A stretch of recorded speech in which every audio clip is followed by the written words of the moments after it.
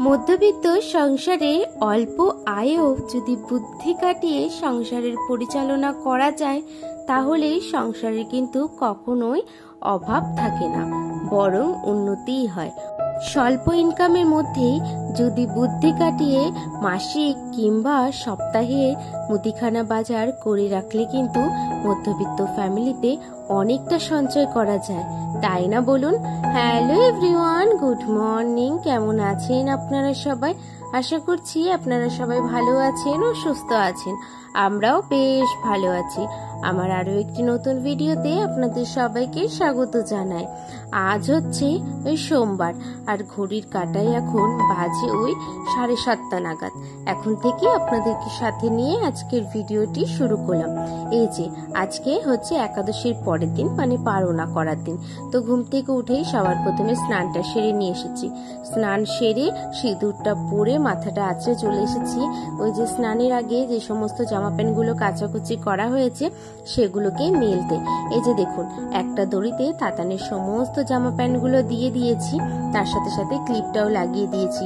দেখুন গাছের পাতাগুলো কি পরিমাণে হাওয়াতে দুলছে, মানে ক্লিপ ছাড়া তো রাখলেই সেগুলো পড়ে যাবে, সেই জন্য ক্লিপ লাগিয়ে দিয়েছি। এই যে জামা প্যান্ট গুলো সমস্ত মেলে দিয়ে এরপরে ঠাকুর প্রণামটা সেরে নেবো। যে দেখুন, সবার প্রথমে চলে এসেছি তুলসী তলায়। তুলসী তলায় জলটা আগে দিয়ে দেব। আর আজকে মায়ের স্নান করতে একটু দেরি হচ্ছে বলে আমি আগে স্নানটা সেরেছি। সেই জন্য মা বলল তুলসী তলায় একেবারে জল, ফুল এবং ধূপকাঠিটা দুটোই দিয়ে দে, যেহেতু মায়ের স্নান করতে অনেকটাই দেরি হবে। সেই জন্য সবার প্রথমে কিন্তু আমি তুলসী তলায় এই যে ধূপকাঠিটা ধরিয়ে একটুখানি ঠাকুরের নামটা নিলাম। নেওয়ার পরে এখন প্রণাম সেরে চলে যাব ঘরে। ঘরের প্রণামটা সেরে নিয়েছি, গীতা পাঠ করা হয়ে গেছে। তারপরে সকালের পারনাটা করে নিয়েছি, যেহেতু 9:20 টাইম ছিল সেই জন্য। এদিকে পারনা করার পরে দেখছি তাতান ঘুম থেকে উঠেছে। তো তাতান ঘুম থেকে ওঠার পরে এখন হচ্ছে বিছানাগুলো সমস্ত গুছিয়ে নিচ্ছি। অনেকটা বেলা করেই আজকে তাতান ঘুম থেকে উঠেছে, তখন ঘড়ির কাঁটা বাজে 9:30 নাগাদ। এই যে বিছানাটা গুছিয়ে বিছানা ঝেড়ে চলে এলাম এই ছোট ওয়ার্ডরোবটার কাছে। ওয়ার্ডরোবটা হচ্ছে একটুখানি ঝেড়ে মুছে নিয়েছি। তারপরে আর কোনো রকম ভিডিও করিনি, সেরকম তো আর কাজ করা হয়নি। আর আজকে দুপুরবেলা করেছে মা একটু মাংস, তাই মা একটুখানি কষা মাংস দিয়েছে। তো 1 পিস কষা মাংস নিয়েছি, আর একটু ঝোল আর একটা আলু নিয়েছি। সেই দিয়ে কষা মাংসটা বেশ তৃপ্তি করে কিন্তু খেলাম।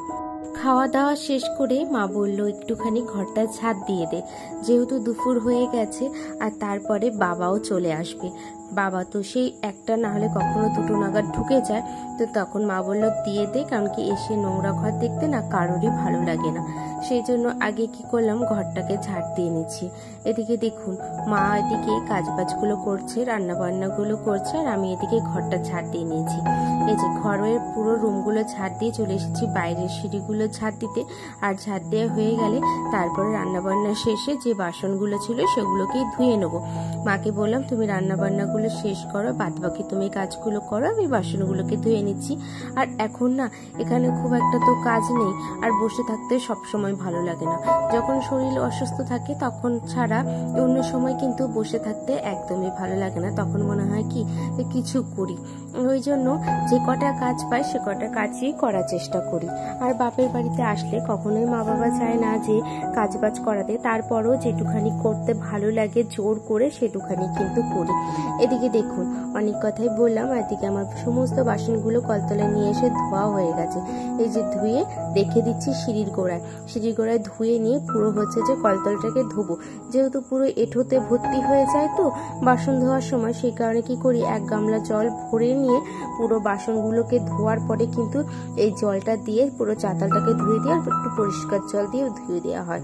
তারপরে ঘরে যাওয়ার সময় একেবারে শুকনো যে সমস্ত জামা প্যান্টগুলো শুকিয়েছে সেগুলোকে ঘরে নিয়ে নিচ্ছি।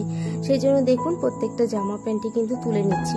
সকালবেলা যে জামা প্যান্টগুলো মেলা হয়েছে সেগুলো দেখছি ভালোভাবেই কিন্তু শুকিয়ে গেছে, সেই কারণে একেবারে সমস্ত উঠোনের জামা প্যান্টগুলোকে তুলে নিচ্ছি।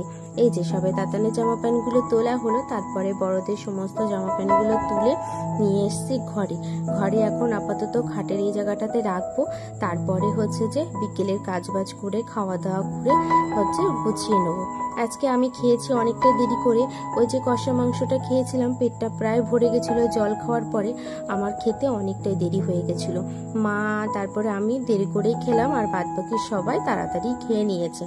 খাওয়া দাওয়া সেরে বিকেলের কাজগুলোকে করে নিচ্ছি। বিকেলের কাজ বলতে এই যে উঠোনটাকে ঝাড় দেওয়া আর ঘর ঝাড় দেওয়াটা। তো এদিকে মা ঘরটা আমাকে ঝাড় দিয়ে দিল, আর আমি এদিকে উঠোনটাকে ঝাড় দিয়ে নিয়েছি।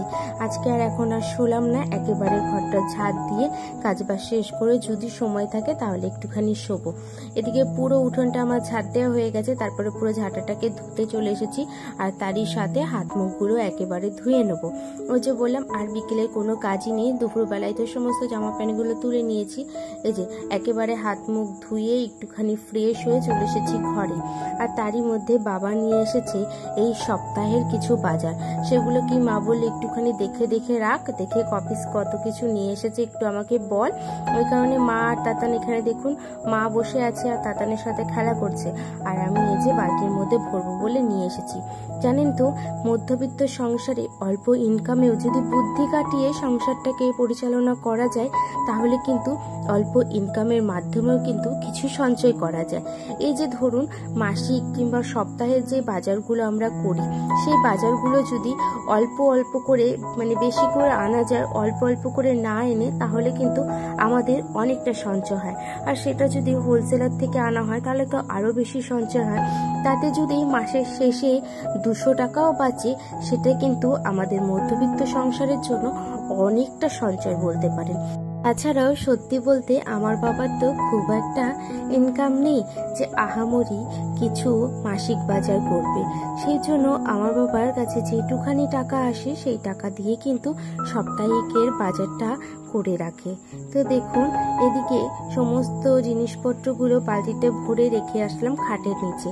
তারপরে সন্ধ্যেটা আমি এখন দিয়ে দিচ্ছি। সবার প্রথমে গঙ্গার জল নিয়ে কিন্তু এই যে ঘরের দুয়ারগুলোতে দিয়ে দিয়েছি। সেটা তো আপনারা অনেক ভিডিওতে আপনারা দেখেছেন, যেটা আমি শ্বশুর বাড়িতেও সবসময় করে থাকি, বাপের বাড়িতেও আমাদের একই নিয়ম। তারপরে সন্ধ্যাবেলা যেহেতু জানলা দরজাগুলোকে একটু লাগিয়ে দিচ্ছি, না হলে মশার উৎপাতটা খুবই বেশি। যেহেতু আমার বাপের বাড়িটা একেবারে মাঠের মধ্যে, তো খুব একটা তো লোকজন নেই, আর সেখানে গাছগাছালিটাই বেশি। সেই জন্য কিন্তু আমার শ্বশুর বাড়ির থেকেও বাপের বাড়িতে মশার উৎপাতটাও অনেকটা বেশি। এদিকে দেখুন সন্ধ্যেটা আমি দিয়ে দিচ্ছি। সন্ধ্যে পুজো সেরে তারই মধ্যে দেখছি তাতানো কান্নাকাটি করছে, সেই জন্য ওকে ঘুম পাড়ালাম। দেখছি ও ঘুমের জন্য খুব কান্নাকাটি করছিল। এদিকে ঘুম পাড়িয়ে ওই যে দুপুরবেলা যে জামা প্যান্টগুলো নিয়ে এসেছিলাম না, সেই জামা প্যান্টগুলোই গুছিয়ে নিচ্ছি। তার আগে না একদমই সময় পাইনি বলতে পারেন। সেই জন্য এই সন্ধ্যেবেলায় কি করলাম, ফাঁকা সময়ে এই জামা প্যান্টগুলো সমস্ত কিছু গুছিয়ে নিচ্ছি।